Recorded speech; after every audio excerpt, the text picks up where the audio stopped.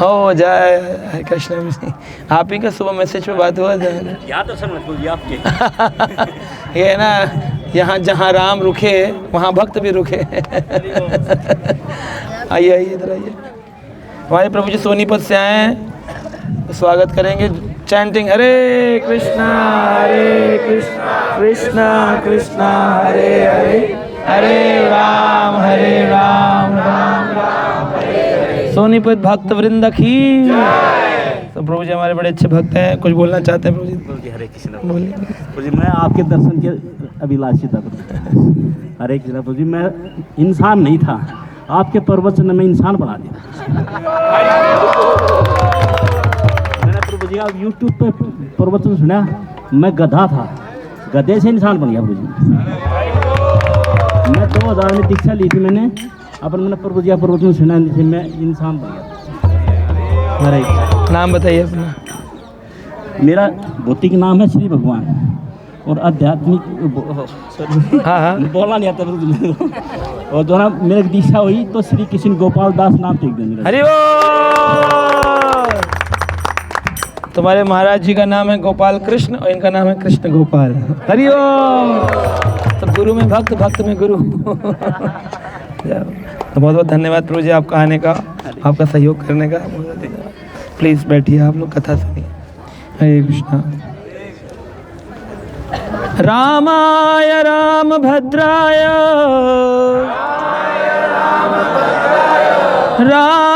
रामचंद्राय वेद से रघुनाथाय नाथाय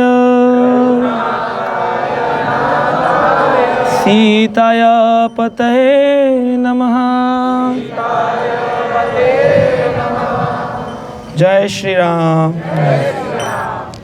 तो हम सब यहाँ पर पिछले कुछ दिन ट्रेन में और कुछ दिन से यहाँ पर रामेश्वरम धाम में भगवान श्री राम के भाव में हैं।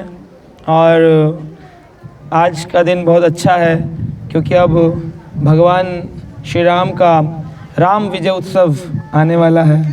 तो हर वर्ष तो हम लोग अपने अपने स्थानों में रावण का पुतला जला करके ये दशहरा बनाया करते थे, परंतु इस बार हमें उस स्थान पर आने का मौका मिला जहाँ पर रियल में भगवान ने कुछ ही दूर पर रावण का वध करके और भगवान पुनः वापस आए। तो ये जो स्थान है जिधर हम बैठे हैं इसका नाम है राम झरोका। लेकिन राम झरोका नाम ये अपभ्रंश नाम है।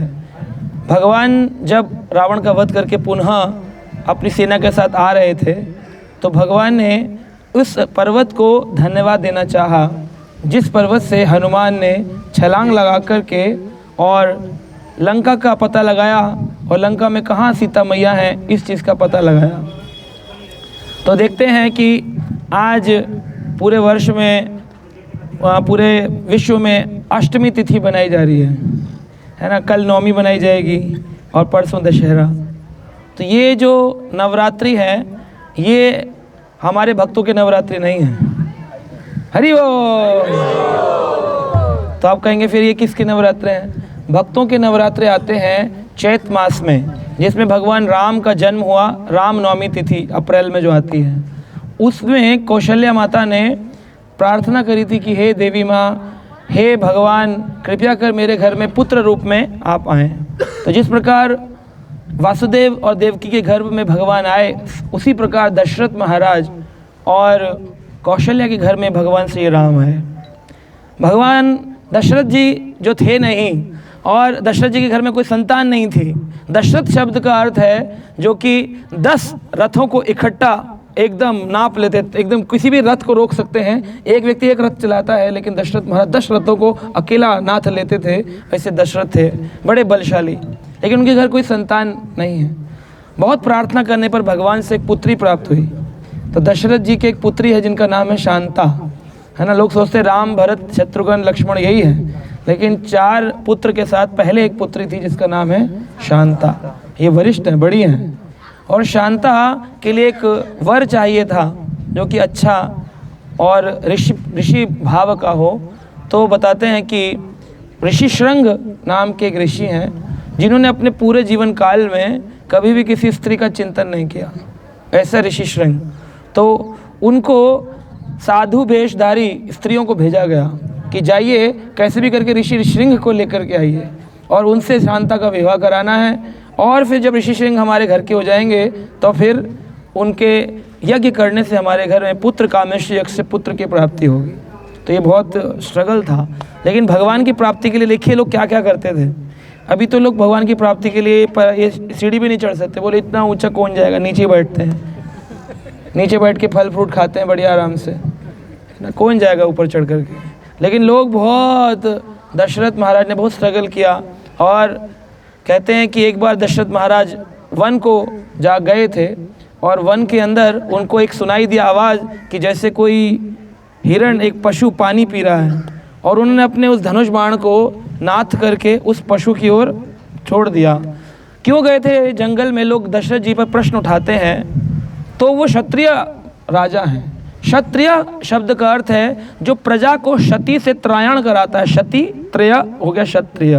तो क्षति से त्रायण कराने वाले, बड़े बड़े जंगली जानवर आक्रमण करते हैं प्रजा पर, तो राजा क्या करते थे, जंगल में निकल जाते थे और बड़े बड़े वन्य पशुओं को ध्यान लगा करके और जैसे कहते शब्द भेदी बाण चलाते थे। कहाँ से ध्वनि सुनाई दे रही है, आंख बंद करके वहीं बाण चला देंगे और वो पशु मर जाएगा।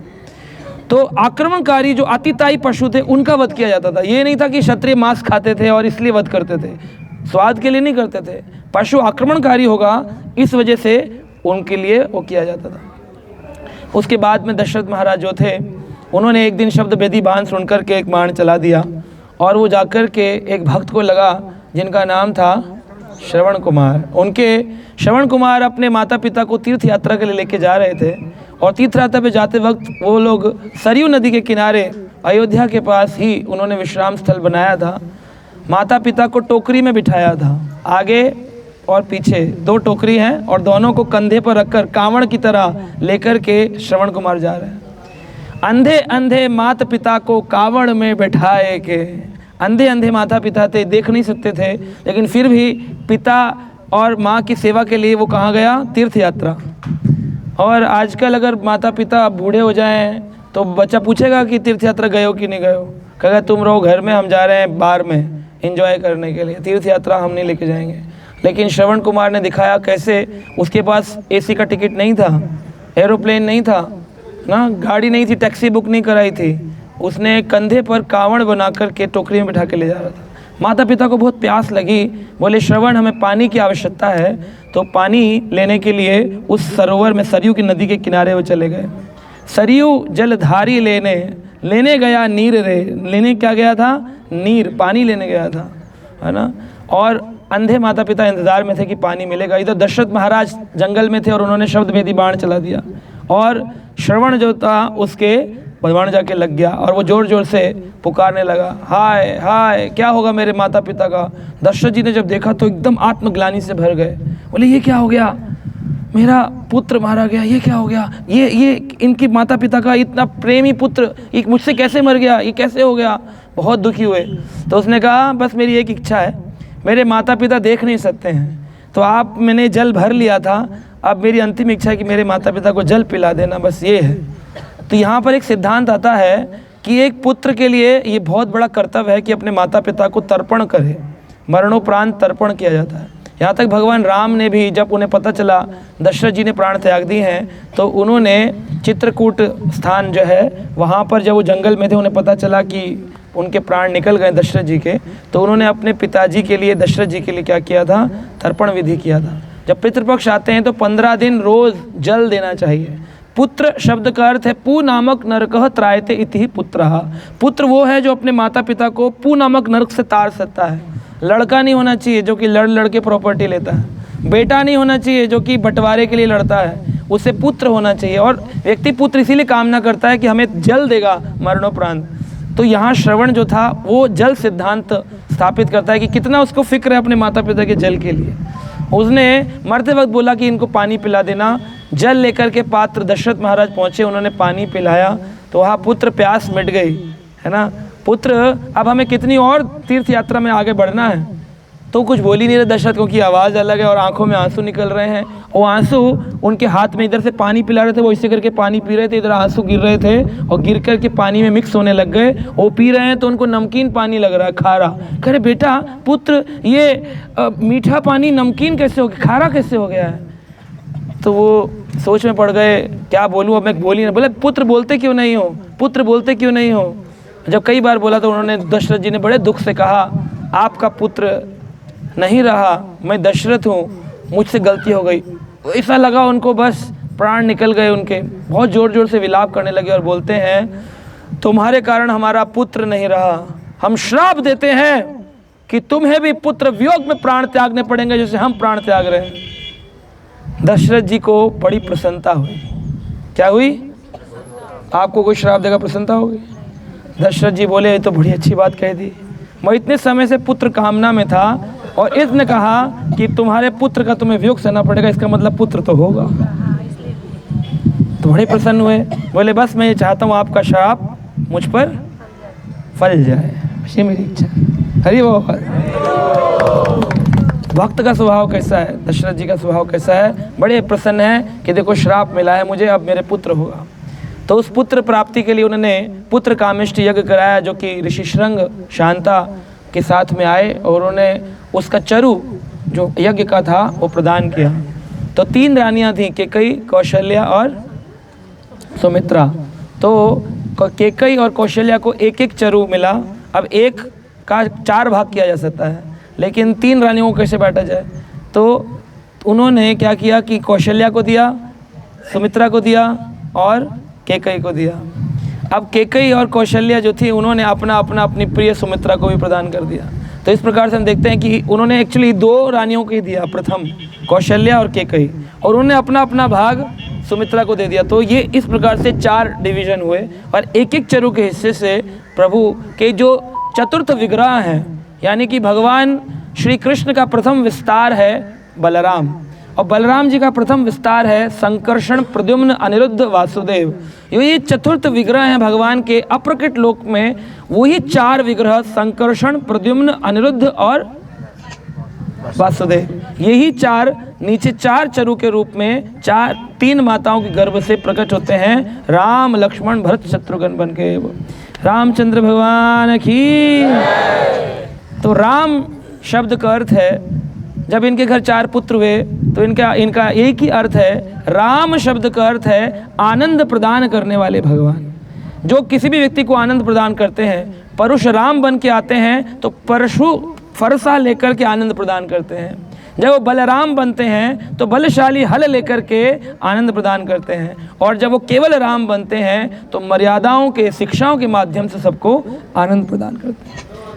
लक्ष्मण शब्द का अर्थ है जो अपने लक्ष्य के प्रति रमण करता है, उसका लक्ष्य कभी इधर उधर बिखरता नहीं है कि इधर उधर चला गया, लक्ष्य के प्रति एकदम रमण करता है, टारगेट ओरिएंटेड। अगर अपने भाई भाभी की सेवा बताई गई है तो बस उसके प्रति उसका आकर्षण है, और कोई लेफ्ट राइट नहीं। लक्ष्मण लक्ष्य के प्रति रमण करते हैं। शत्रुघ्न, जिनके आगे कोई शत्रु टिक नहीं सकता है, शत्रु का घन यानी समाप्ति हो जाती है उनके सामने आते ही, इतने बलशाली हैं, इतने शक्तिशाली हैं। और भरत जी जो हैं ये ऐसे हैं जिनके हृदय में भगवान जो हैं वो बसते हैं, भगवान के प्रति इतना प्रेम है भरत के हृदय में। ये इसी कहते हैं कुछ लोग कि भरत राजा थे और उनके नाम से भारत देश पड़ा, जो कि ऋषभ देव के पुत्र थे। और कुछ लोगों का ऐसा मानना है कि राजा भरत यानी राम जी के जो भाई हैं उनके कारण भी भारत देश है, परंतु ऋषभ देव के पुत्र का ज़्यादा सुनने को मिलता है कि उनके कारण भारत देश पड़ा। तो इस तरह से हम देखते हैं कि राम, लक्ष्मण, भरत, शत्रुघ्न के आने से बड़ा आनंद उत्सव हो रहा है।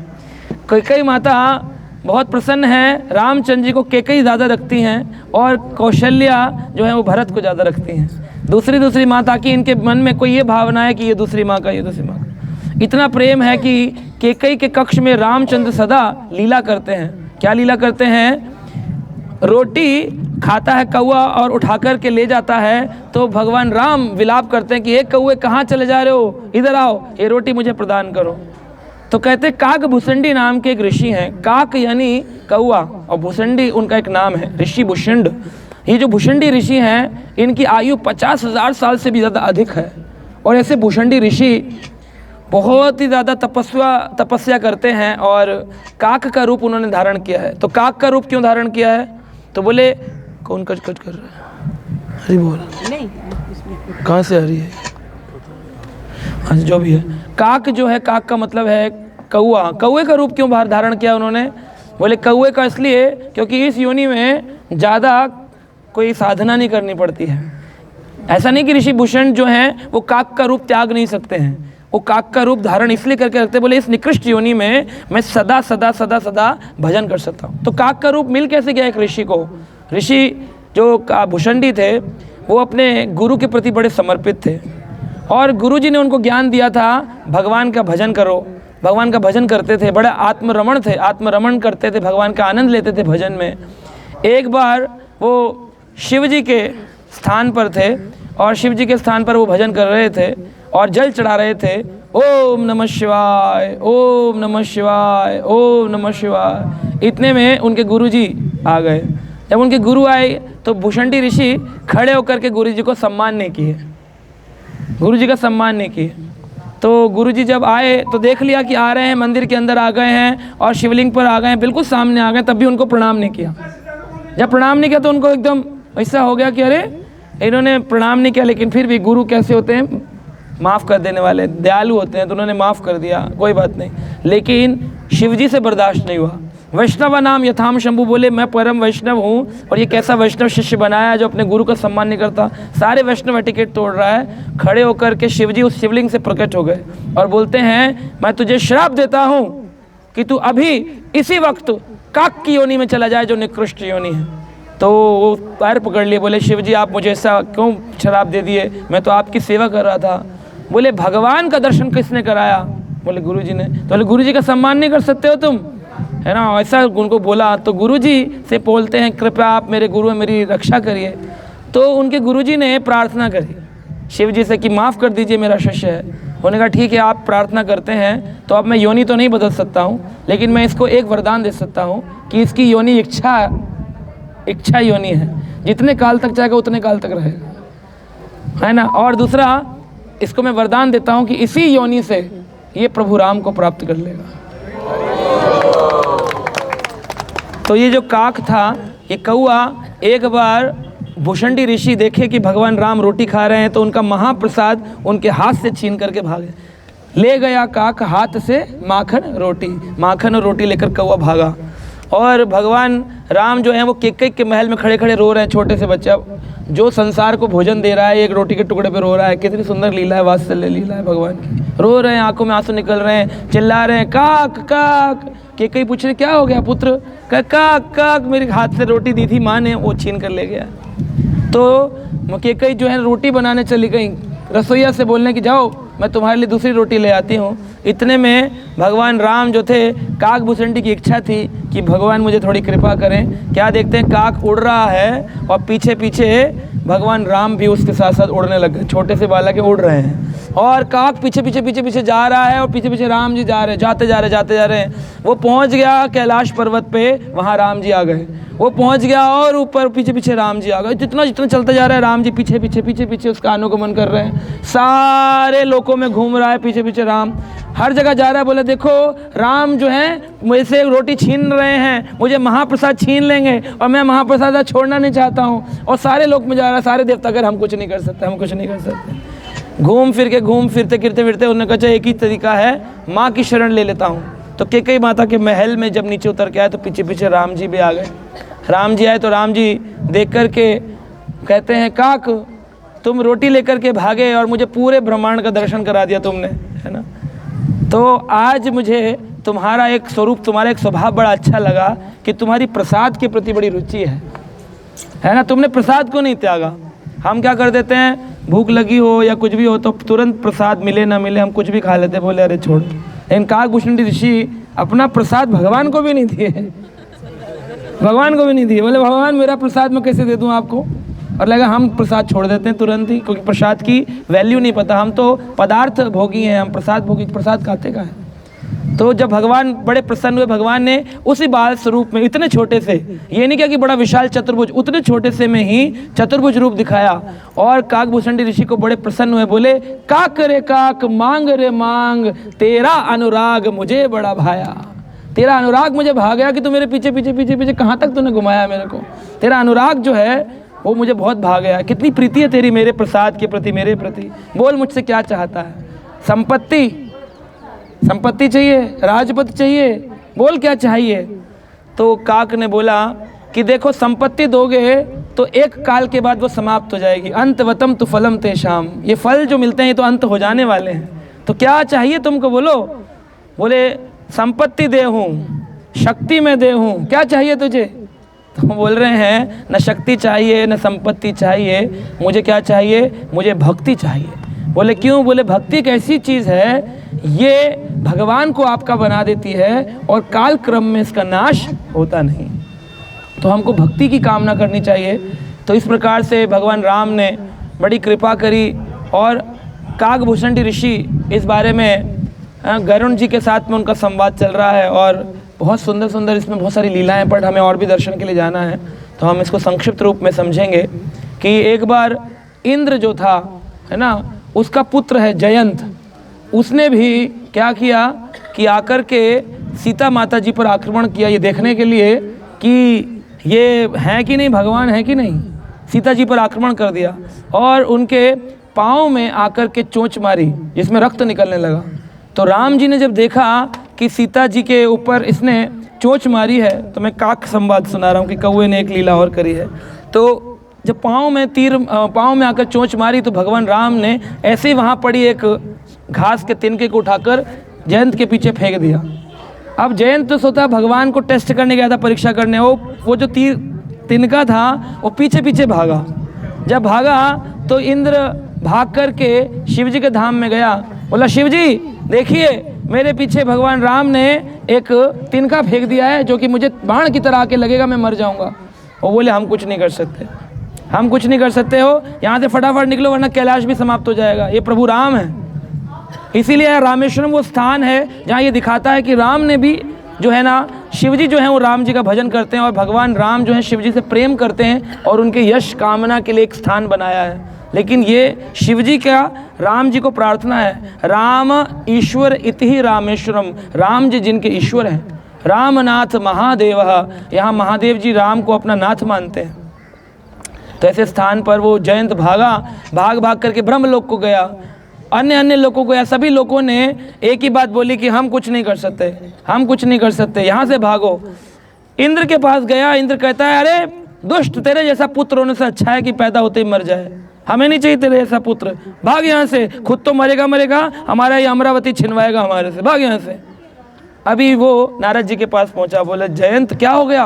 बोले देखिए पीछे राम जी का वो आ रहा है मेरे पीछे पीछे। बोले तो फिर क्या करना चाहिए? बोले आपको जाकर के राम जी से प्रार्थना करनी चाहिए। बोले राम जी ने तो छोड़ा है, राम जी मुझे माफ़ करेंगे? बोले हाँ, राम जी को जाकर के इतना कहना कि राम जी पहले आपका मैं टेस्ट करना चाह रहा। देखिए बड़ी सुनने वाली बात है। राम जी से जाकर नारद जी ने कहा ये कहना कि राम जी पहले मैं आपका प्रभाव जानना चाहता था। क्या जानना चाहता था? कि दम है कि नहीं, राम जी में कुछ दम है कि नहीं, ऐसी बस। राम जी मैं पहले आपका प्रभाव जानना चाहता था, लेकिन अब मैं आया हूं आपका स्वभाव जानना चाहता हूं कि माफ करते हैं कि नहीं करते हैं। जैसे राम जी की शरण ली, राम जी बोले ठीक है चलो कोई बात नहीं, तुमने चोंच मारी सीता को, लेकिन बहुत भयानक कार्य किया, लेकिन परंतु तुमने शरण ग्रहण करी है इसलिए मैं तुम्हें क्षमा करता हूँ। और तिनका जो था वो आकर आँख में लग गया, बस मरा नहीं। तो एक आँख बंद हो गई, इसलिए कौवे की एक आँख होती, कभी लेफ्ट को कभी राइट को लेफ्ट को घूमती है। तो ये भगवान राम की कृपा मिली उस काक को। तो इस प्रकार से भगवान राम की बहुत सारी अद्भुत लीलाएं हैं। और रामचंद्र जी भगवान जब रावण का वध किए राम विजय उत्सव के अवसर पर, तो वही भगवान राम वापसी जब आए, हनुमान ने जिस पर्वत से छलांग मारी, गंधमादन पर्वत, उसी स्थान पर राम जी आए। तो यहाँ बोलते राम झरोका, तो राम झरोका नहीं कि झरोके से खिड़की से राम दिखते हैं, ये है राम जहाँ रुखा, राम जहाँ रुखा। वो जहाँ रुखा को क्या कर दिया? झरोका। तो राम जी के चरण जहाँ पर आपने दर्शन किए, राम जी आकर के यहाँ पर स्थान मतलब आकर के यहाँ खड़े हुए तो उनके चरण चिन्ह यहाँ पर स्थापित हैं। तो राम जहाँ रुका तो राम का प्रभाव आपने देखा है। अब ये राम का स्वभाव हमें जानना चाहिए कि राम जी की शरण में जो आया है वो सब कुछ प्राप्त कर सकता है। भगवान इतने कृपालु, हमसे कोई भी पाप हुआ हो तो रामेश्वरम धाम स्थली पाप मुक्त स्थली है, स्नान क्षेत्र है। अग्नि तीर्थ में आज हम सुबह समुद्र में स्नान किए, बोल रहे थे कि कौन सी जगह है, लोग नहा करके आगे, मालूम नहीं कौन सी जगह। अग्नि तीर्थ वो स्थान है जहाँ पर राम जी ने सीता जी की परीक्षा ली। क्यों परीक्षा ली? क्यों परीक्षा ली कि रावण के यहाँ पर 10 महीने के लिए रह कर के आई हैं, तो कलंक लग गया कि नहीं? लेकिन मैं मर्यादा पुरुषोत्तम हूँ, वैसे सीता जी को कोई कलंक लगता नहीं है, वो भगवान की अंतरंगा शक्ति है। परंतु फिर भी अब इस कलंक मुक्त कराना है तो उस कलंक मुक्ति को कैसे करें? अग्नि परीक्षा के माध्यम से, क्योंकि अग्नि एक ऐसी चीज़ है जो हर प्रकार के चीज़ को जलाकर राख कर देती है। और अग्नि में प्रवेश करते ही सीता जी के सारे पाप धुल गए और वो यथारूप जैसी अंदर प्रवेश की वैसी बाहर आ गई। इसलिए अग्नि तीर्थ वो स्थान है जहाँ पर स्नान करने से आपके सभी पाप जल करके भस्म हो जाते हैं। तो इसलिए अग्नि तीर्थम में भगवान राम ने भी स्नान किया। आपने देखा होगा समुद्र में कोई जोश नहीं है, क्योंकि राम जी के आगे सबका जोश ठंडा पड़ जाता है। हरि हरि वो। तो राम जी इसी स्थान पर आकर के रुके हैं, तो यहाँ प्रार्थना करनी चाहिए, रघुपति राघव राजा राम पतित पावन सीता। पतित पावन क्यों कहते हैं? क्योंकि पतितों को पावन करते हैं। अगर आप पतित नहीं हैं तो आप पावन कैसे होंगे? तो आपके अंदर अगर ये भाव हो कि मैं तो थोड़ा बहुत तो अच्छा हूँ, थोड़ा सा और कर दो, तो भगवान कहेंगे नहीं, तुम अभी देर से आना, बाद में, अभी तुम्हारा टाइम नहीं है। क्योंकि राम जी का नाम ही है पतित पावन सीताराम। तो अपने को जब ये भाव से दर्शन करें, प्रभु मेरे जैसा खलकामी पतित कोई ना पाओगे, मैं सबसे पतित हूँ, मौसम पतित प्रभु ना पाई बे आ रहा, मेरे जैसा पतित कोई नहीं मिलेगा। ये भाव आ गया, तुरंत भगवान पतित क्या कर देंगे? आपको पतित को पावन कर देते हैं। ये भगवान राम का स्वभाव है जिसे हमें जानना चाहिए और उसी भाव से यहाँ पर दर्शन करना चाहिए। हरे कृष्णा। सीताराम लक्ष्मण हनुमान की, राम झरोका की, गंधमादन पर्वत की, हिताय निताय गौर हरि प्रेमानंदे। एक प्रश्न का उत्तर यहाँ रह गया, जो हमारे नवरात्रे हमने प्रारंभ किया था कि नवरात्रे करने चाहिए कि नहीं करने चाहिए। तो नवरात्रे जो हैं वो अहिरावण ने प्रारंभ किए थे। जब यहाँ युद्ध चल रहा था तो राम लक्ष्मण को पाताल लोक में लेकर के चला गया था अहिरावण, और उसने 8 दिनों तक, जो अष्टमी तिथि है ना, 8 दिनों तक लगातार अलग अलग देवी की उपासना करी कि मुझे बल प्राप्त हो, शक्ति प्राप्त हो और फिर बाद में राम लक्ष्मण का मैं वध कर सकूं। और 9वीं तिथि के दिन हनुमान जी को पता चला तो वो समुद्र के नीचे पाताल लोक में गए और जाकर के उन्होंने देखा कि वहाँ एक वानर खड़ा है जो कि बलशाली है, बड़ा बलशाली है। बोले, हे वानर तुम कौन हो? कहा, मैं हूँ पवन पुत्र हनुमान का पुत्र। कह रहे, पवन पुत्र हनुमान का पुत्र कहाँ से हो गया? वो तो बाल ब्रह्मचारी है। तो उन्होंने कहा, ब्रह्मचारी के पुत्र कैसा? बोले, हाँ मैं उनका पुत्र हूँ। जब लंका में आग लगा के वो वापस जा रहे थे तो उन्होंने जब अपनी पूंछ की आग यहाँ समुद्र में बुझाई तो उसका एक पसीने का बूंद एक मगर के मुख में चला गया, जिससे मैं उत्पन्न हुआ, मेरा नाम है मगधध्वज। तो फिर उन्होंने कहा, अच्छा सच बोल रहा है कि झूठ? आजा हो जाए 2-2 हाथ। तो दोनों में युद्ध हुआ। युद्ध होने के बाद वो समझ गए कि हाँ सच में ये मेरा पुत्र है। तो उन्होंने कहा, पुत्र मैं मान गया कि तुम मेरे पुत्र हो, अब मुझे बताओ अहिरावण कहाँ है? बोले, अंदर है पिताजी, सिद्धि प्राप्त कर रहा है। तो ये जो नवरात्रे हैं इस काल वाले, ये असुर प्रवृत्ति को बढ़ाते हैं। तो जो ये करते हैं अष्टमी नवमी, ये सब असुर प्रवृत्ति को बढ़ाने वाले होते हैं, है ना। और इससे क्या व्यक्ति के अंदर आसुरी प्रवृत्ति आती है, अहिरावण के वंशज बन जाते हैं हम सब। लेकिन अगर वही उल्टा हम राम जी की शरण ग्रहण करना चाहते हैं तो हमारे लिए कौन से? चैत्र का नवरात्रा, उसमें भी कोई देवी की पूजा नहीं, भगवान राम की। तो रामायण प्रारंभ करो 1 से लेके जब तक 9वीं तिथि आए, 8 दिन रामायण पढ़ो और 9वें दिन समापन करो, तो हो गया राम भाव हो गया। अब लोग लगे हैं असुर कामना, सिद्धि दे, बल दे, शक्ति दे, ये दे वो दे। भगवान कहते हैं अब मैं दंड दे, अब तुम्हें दंड दे। फिर भगवान फिर दंड देते हैं उस व्यक्ति को, तुम समझ नहीं रहे हो, अभी भी इसी संसार में भोग कामना कर रहे हो, आसक्त हो। तो इससे मुक्त करने की स्थली है ये राम स्थली। तो अगर हम देखा, हनुमान जी ने जाकर अहिरावण का वध किया और राम लक्ष्मण को पुनः युद्ध भूमि में लेकर आए थे और फिर राम दशहरे के दिन रावण का वध किए, जिसे राम विजय उत्सव कहते हैं। तो राम विजय उत्सव की। तो अभी हम चलेंगे अन्य स्थानों पर। हरे कृष्णा, जय श्री राम।